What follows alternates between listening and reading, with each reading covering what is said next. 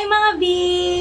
For today's video, ayan, ating tatalakayin muli is about laundry business. At napakaganda po ng ating episode for today's video dahil ito po ay galing sa isa sa ating mga kalabada. At yan po ay tatalakayin natin at i-flash po natin sa ating screen. So yan mga B, makikita natin dito sa page natin sa lahat ng mga naka-join na po or member na sa ating page or laundry page. Ito po ay ang Associate of Laundry Shop Owners Philippines Group. So, kung hindi ka pa naka-join dito, mag-join ka na para dito makikita mo lahat ng mga concern ng iba, yung mga questions nila, at magkakaroon ka na rin ng mga tips and ideas para sa mga ibang kalabada naman natin na nagsishare din ng kanilang mga knowledge dito sa laundry business. And syempre, isa na rin ako sa nagsishare ng mga knowledge at mga tips and ideas para naman din sa mga baguhan natin sa ganitong larangan ng negosyo. So mga B, heto ang kanyang pinost at ito yung concern niya na alam kong matututunan din ninyo at makakakuha rin kayo ng idea about dito. So ayan mga B, ang sabi niya, ano po ang Fabcon na gamit nyo? At Fabcon din ang ginagawang finishing spray? So siguro ang question niya is, Fabcon din ba ang ginagawa ninyong finishing spray? Parang ganon. Pwede po makahingi ng tips kung ano ang tamang way. Pwede bang i-plastic agad ang damit o patuyuin muna after ma-spray ng Fabcon, etc. Thanks. So yung mga binapakaganda naman, talaga naman ang kanyang katanungan. At syempre, ito po ay napakahalaga din sa ating business araw-araw. So dito mga marami po kasi sa atin na mga baguhan lang dito sa ating laundry business, no? Na nag-iisip or wala pa talagang ganun kaalam regarding po dun sa mga ratio, yung mga tama ba natin gamitin mga products na dapat natin gamitin para maging quality yung service natin.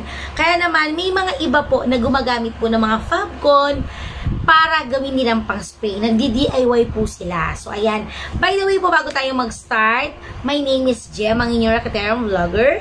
So, nandito po tayo ngayon sa aming page, dito sa JLEX Laundry Marketing Services, or baka nakatutok ka dito sa Team JLEX Official, or pwede rin naman po dito sa YouTube namin sa Team JLEX Family TV.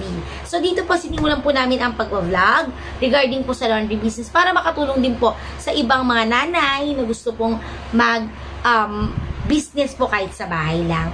At the same time po, sa mga gusto naman magkaroon ng mga ganitong business na gusto magpa-set up, ayan, kami rin po yun. Pwede po namin ganyan set upan. At dito mga B, isa rin po kaming formulator or supplier po ng mga produkto na nakakatulong po talaga para gumanda po ang serbisyo natin sa laundry business.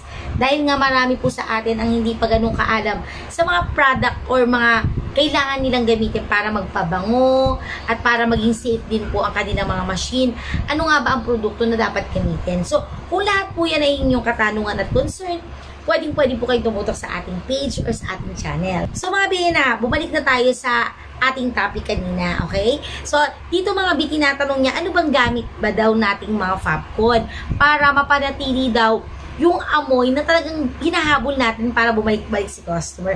Di ba ganun naman po talaga? Pag laundry shop ka, mga B, dapat mabango ka. Hindi pwedeng yung parang sakto lang. Hindi pwede yun. Hindi rin po pwede na parang bahay lang, normal lang yung amoy. Hindi pwede.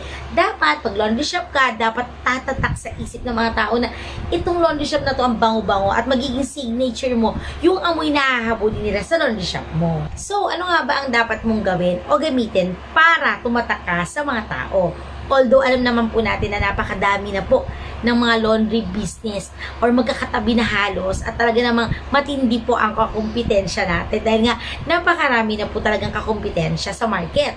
At para naman tumatak ka sa isip ng mga tao o sa ilong ng mga tao, dapat syempre iba ang service na ibinibigay mo. Although pare-parehas lang naman po na laundry business po.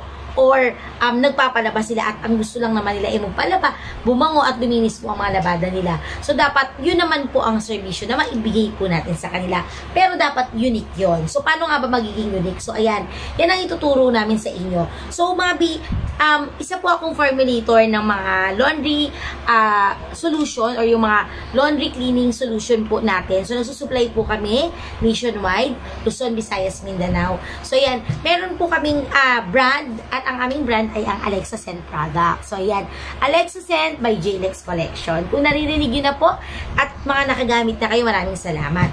So, yun mga B, sa mga gumagamit ng Fabcon, dapat alam po natin kung para saan ba yung mga ginagamit natin.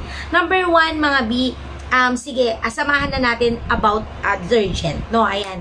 Sa detergent, mga B, lalong-lalo na po sa mga naka-stackable, sa mga naka-automatic po, tandaan po natin na dapat maging maingat po tayo sa mga ginagamit natin na produkto para maging mabuhay na matagal po yung mga makina natin. So, tulungan natin yung ating mga machine na hindi agad masisira. Kaya dapat po, tama po ang ginagamit nating mga brand. Sa detergent, dapat lagi tayong gagamit yung liquid detergent lang. Okay? Iwasan po natin gumamit ng mga powder. Kasi sa powder, mga B, pag yan natuyo po galing sa makina, malaki ang tsansa po na kaagad makasira ng mga drain pump or ng mga motor. Dahil nga, yung mga powdery niyan, titigas po yan na parang simento at titira po yan dun sa may pinakababa po na magkukos naman ng pagsira ng makina. And then, mga B, kung magli-liquid detergent naman po tayo, lagi natin tatandaan na ang kailangan po natin liquid detergent ay HE. Ayan, HE liquid detergent po. So, ibig sabihin po, high efficiency, ibig sabihin nakakalinis yon. Pag sinabing high efficiency, mas nakakalinis, pero less po ang bula. Kasi tayo sa bahay, alam naman po natin na sanay po talaga tayo na kailangan mabula yung nilalaban. Kasi feeling natin pagka hindi mabula po yung nilalaban, talagang parang wala po siyang, parang hindi siya tatala, parang hindi siya makakalinis. Ganun po tayo, 'di ba? So hindi po. Kailangan po pala hindi naman masyadong mabula yung gamitin natin para hindi yun maging cause ng maagang pagsira po ng ating mga machine. Kaya dapat ang gagamitin natin ay HE detergent lang.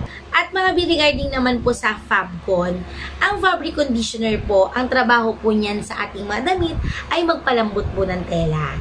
Ayan, from the word conditioner po, parang sa buhok lang po yan. Pinapalambot po niya ang mga buhok natin. So, yun yung conditioner.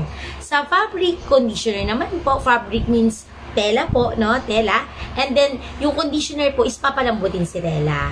Mga bitandaan natin na meron na po tayong gas dryer. Kaya nga po, sa mga hindi pa po nakakaalam, kapag laundry, commercial machine ang kailangan mo, dahil magbi-business ka, tandaan mo na gas dryer ang kailangan mo, hindi po electric, okay? Kasi si gas dryer po, unang-una, mas matipid. Pangalawa po, mas kaya niyang i-steam yung mga damit. So, siya na po yung magpapalambot ng tela natin. Okay? So, si Fabcon po, or fabric conditioner natin, ang trabaho po niya is magpalambot po ng tela. Ngayon, kung meron man pong scent dyan, idinagdag na lang po yung mga scents na yan. Pero hindi po natin siya dapat asahan na magpabango ng mga tela. Kasi yung iba, katulad nga po ng question dito, no, kailangan ba Fabcon ang gamitin para magpabango? Yes po, kailangan pa rin naman para mas maging maganda po yung paglaban natin. Pwede naman, pero pwede rin naman hindi. So, para lang po meron silang idea, ang fabric conditioner po, yes, nagpapabango, nagpapalambot, pero hindi po natin siya pwedeng asahan para talagang makuha natin yung tamang amoy na gusto natin sa mga tela. Kasi yung iba, hinahabol nila yung amoy or yung bango sa Fabcon. Kaya sige, lagay naman po sila ng mga Fabcon sa ating mga dispenser o sa ating machine, 'di ba? Para mas bumango po si tela or yung mga nilalaban. Pero pagtapos po ma-dryer, nawawala po ang amoy. Kasi po, ang mga Fabcon po, syempre kung ano man po yung scent na nandiyan, dahil nga po nasa gas dryer tayo o din dryer po natin yan, mawawala din po yung amoy niya, yes, dahil yung mga chemicals po niyan, parang lulutuin din po niya. Kaya kahit anong lagay mong dami ng sachet dyan, ikalulugi lang po natin yun. Kasi nga, yung amoy na hinahanap natin, hindi naman po doon manggagaling. Kaya naman mga B, meron tayong tinatawag na mga finishing spray product. So, yung mga finishing spray po na yun naman po yung ginagamit natin pang finish spray, okay? Finishing spray.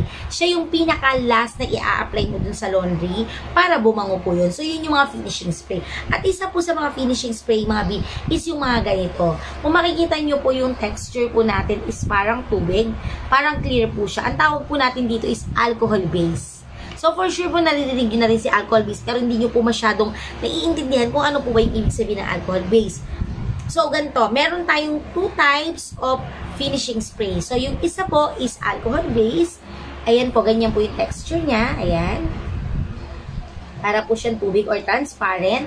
Meron naman po tayo ng water-based naman po. Hindi ko lang na-i-post dito or na-i-display. Pero siya po yung parang ganito. Parang gatas po siya. Ayan. Ganyan po yung mga freshener naman po kung tawagin natin yan. Or water-based. So, yung mga ganyan po, sila pong dalawa yung klase ng finishing spray. So, ang pinagkaiba naman po nila sa alcohol-based po is mas concentrated po ang amoy. Since ang base na ginamit po dito, ang pinanghalo po dito is alcohol, perfume grade po yan, at syempre po, meron po tayong mga fragrance oil. And sa ating sa ating water-based naman, ang base po niya is tubig. So pag tubig, syempre mas mura po ang costing, so mas mababa po ang presyo niya, pero hindi siya ganun ka-concentrated. And ito pa po yung pinaka-importante na dapat ninyong malaman. Sa water-based po, may chance po talaga na magkaroon ng pangangamoy kulog sa ating mga damit kapag mali po ang pagkaka-spray or pag-apply po sa mga tela. Dahil nga po water-based po siya, kapag masyadong nabasa po si tela, nagkakaroon po talaga ng pang-aamoy kulog, pangangasim ng damit, or mabahong amoy, katagalan, ang thermoplastic yan. Kasi minsan, pag napak mo yan, matagal na rin bago kumuha si customer, nag-aamoy kulog, tapos mali pa yung pag-spray mo, sobrang nabasa mo si damit, so mag-aamoy kulog po talaga siya. Anything naman po nabasain natin na damit or na tela, tapos pinlastic po natin, di ba po, mag-aamoy kulog po talaga siya. Pero po mga B, dito po sa ating alcohol base, konti lang po ang kailangan nating i-spray dyan, at once na in-apply po natin yan sa ating damit, agad po yan tumutuyo. Tandaan po natin, alcohol-based po siya, kaya agad po siyang natutuyo pag in-apply po siya sa mga tela. So, yun yung purpose naman kung bakit hindi siya nagkakaroon ng chance na mamaho si damit kahit i-applyan mo ng marami. Kasi nga, natutuyo siya kagad, na-absorb kagad ng mga tela yung alcohol-based or ang ating mga cologne, fabric cologne na tinatawag. That's why mga B, we are proud to say po na ang ating mga raw materials po sa Alexa Scent is mga premium raw materials. Kasi po yung mga fragrance oil po na ginagamit namin sa Alexa Scent is galing pa po ng France. So lahat po ng orders po ng mga raw materials po namin is galing pa po ng France. Kaya po ganun, very ka-concentrated po yung mga cologne po natin, yung mga product natin. Even the water-based mga B, kahit nagkakaroon ng chance ang mamaho, yes, yung mga damit dahil nga water-based siya, meron po kaming or ako na napag-aralan na liitan yung chance or talagang pabanguhin po yung water-based or yung freshener natin pag in-apply natin sa damit. Pero syempre, secret ingredients ko na po yun. Sa Alexa Scent lang po yun. Kaya naman, kapag ka nag-order po yung mga natin, users natin, talagang 5 box, ganyan, 4 na box. Ang dami-dami po talaga. Bultuhan po ang gumamit kahit na mga freshener po yan or water-based po yan. Even the Fabcon po. Sa amin po, pag gumagamit ng Fabcon, sinasabi ko huwag nang gumamit ng mga finishing spray. Pag gumamit naman ng finishing spray, sinasabi ko rin na huwag nang gumamit ng Fabcon. Kasi, hindi naman na kailangan gumamit ng Fabcon once na gumagamit ka na sa amin ng Alexa Scent cologne or freshener. Mas makakamura ka, mas makakatipid ka, pero napaka-quality po ng service na maibibigay ninyo. Kaya wag po tayong gagamit ng Fabcon na may kasamang tubig para i-spray lang po sa damit.